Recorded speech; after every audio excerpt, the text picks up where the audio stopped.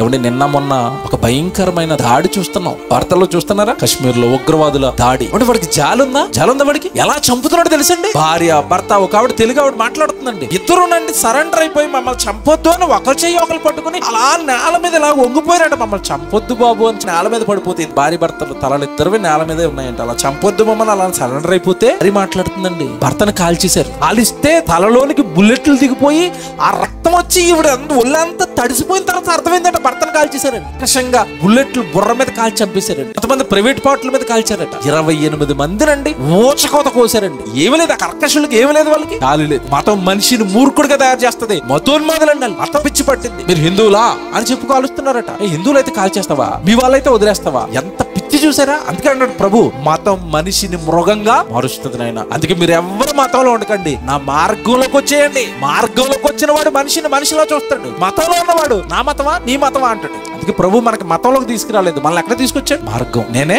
మార్గం, నేనే సత్యం, నేనే జీవం. మార్గంలోకి రండి, మతంలో ఉండకండి. మతోన్మాదులుగా మారిపోతారు.